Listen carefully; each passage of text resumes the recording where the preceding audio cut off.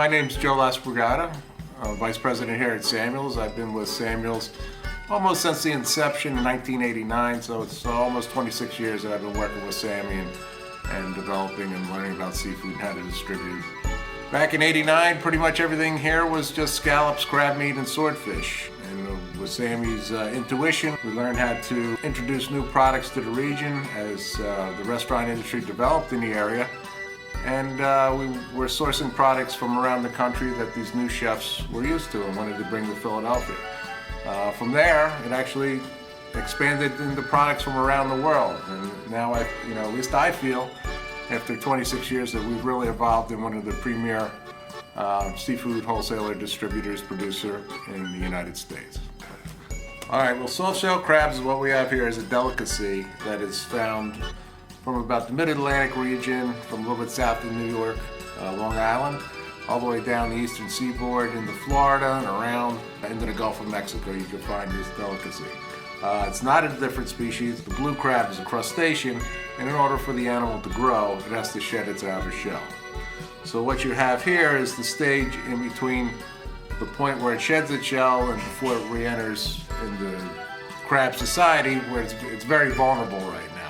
We first see soft shells usually right around Mother's Day. We'll see the first soft shells as the water temperatures around this area and from the Carolinas hit about 55 degrees. The crabs will start shedding their shells and we'll see our first soft shells then. I'm Katya and I'm here with Chef Davis. He's going to be showing us how to clean some soft-shell crabs. Thanks, Katya. Yep. So we have some nice soft-shell crabs here. They're nice and cold at the moment, so they're a little bit slow. And we're going to clean these. So we have two females here. You can tell they're females by the way the apron is shaped here.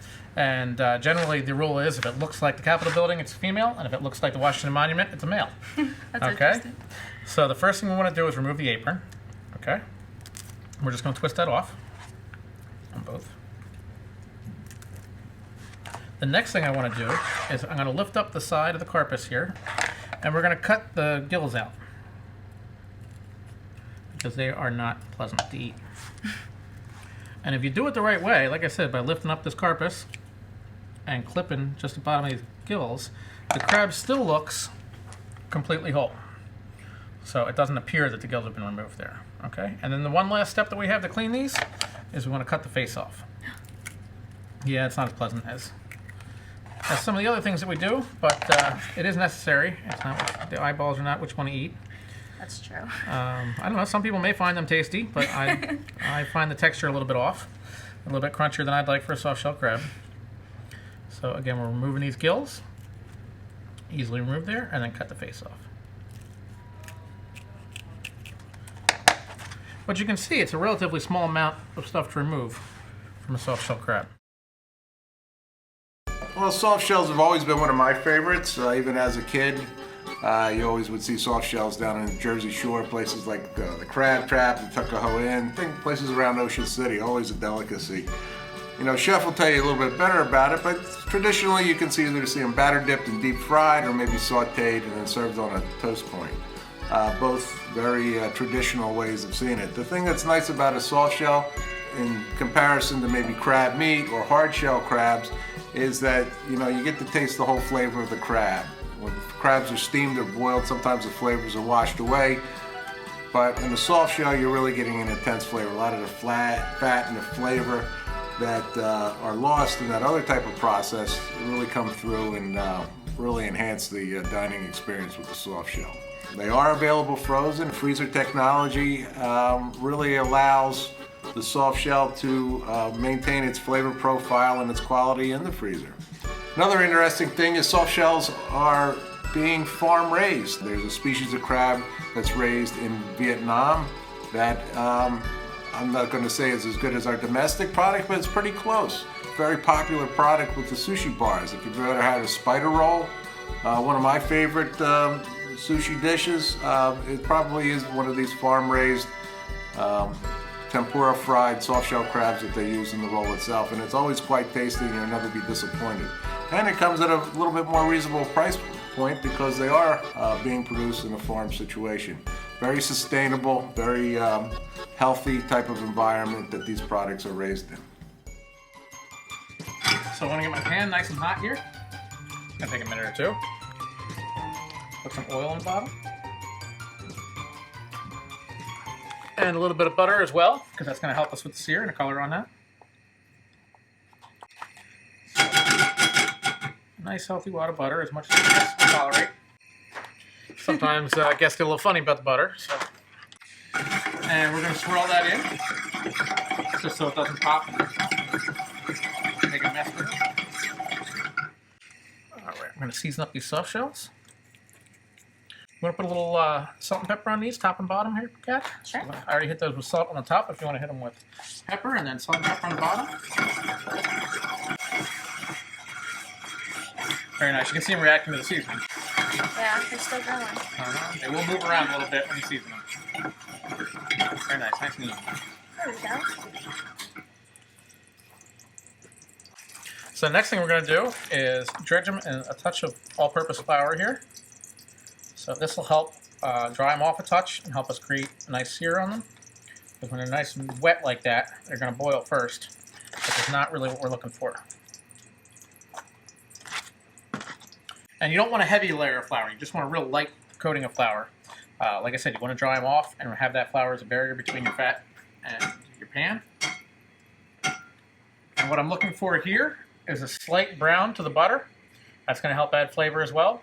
You see those butter solids are just slightly turning brown. And we'll add our crabs in. And that's what I'm looking for, is that nice sizzle as soon as they hit the pan. Now, soft shells cook relatively quickly. I was going to ask, how long each side do you think? They take about 7 to 8 minutes to cook total. So we're talking about 3 to 4 minutes per side, especially depending on how hot our pan is. And then we can also let it carry over a minute on the table itself. So what I'm really looking for on this side is, because that carpet is down on this side, I want to get a nice sear on it. So get a sear in that top shell. It will make a really nice difference to it, nice flavor. Do you think it's good to do the top part of it first? Absolutely. First of all, anytime you're cooking, especially professionally, you want to sear your presentation side first, because that's usually the better sear. Because once you have your fish in the pan, you're going to get that nice sear. And then once that fish sits in the pan, it's going to cool the pan down a little bit. And you're not going to get the same sear when you turn it on the other side. That's a good point. So, like I said, just a couple minutes on each side. You can also tell, too, when pretty much any fish is cooking, if you see some of this white protein come out, that's albumin, which is also found in egg whites. That's usually a sign that that part of the animal is cooked and it's reaching the protein. It's a good sign. Smells good. Thanks. So, we're going to turn these now. And you can see they change color to that beautiful orange color when they cook. Oh, yeah. And we're going to give them a sear on the bottom side. See, it's really beautiful in the pan now. There is flavor in this shell, too, which is why soft shells are really nice and flavorful. So not only are you getting flavor from the meat, you're getting flavor from the shell as well. And you get that extra crunch with the shell, too. You do get a little bit of extra crunch. Not all soft shells are the same. Some will be a little firmer than others. Some will be a little crunchier. Some will be a little less crunchy. All right, now that I have my fish in here, I'm going to add a little bit of garlic to my oil and let that brown before I do anything else.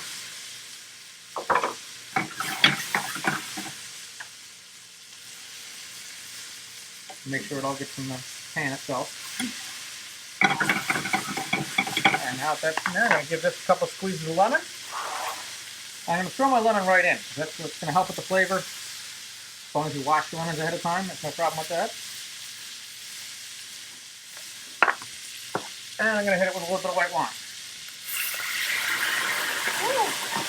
Probably should take it off the burner first. You don't want to set your bottle on fire.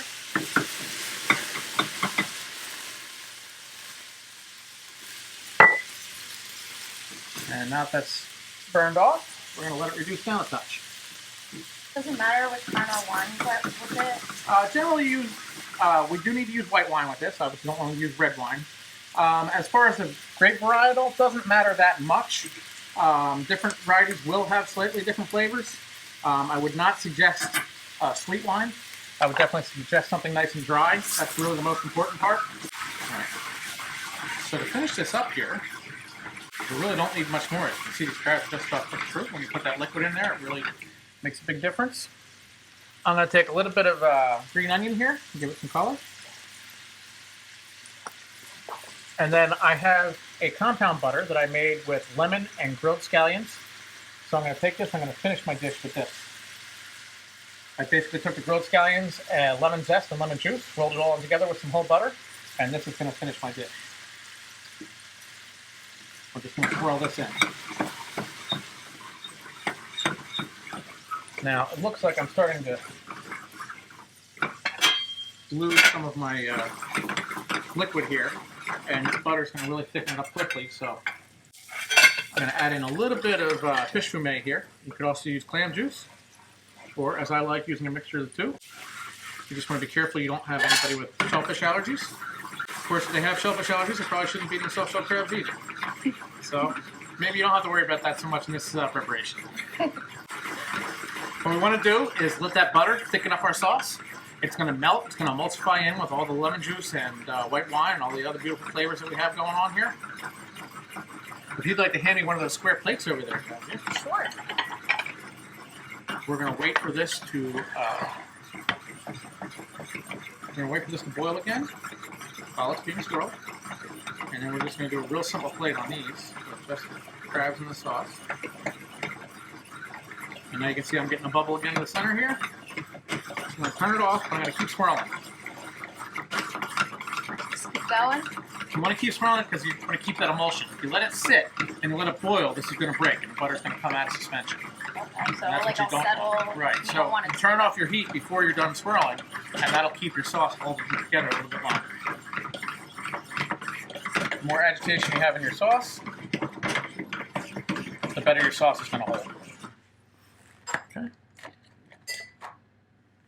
Now I have a little bit of butter still left on the spoon. I'm going to be saucing with this spoon, so I'm just going to swirl it in here to the sauce, not waste it. And I'm going to set up my plate. So I got my first soft shell here. Got my second soft shell here.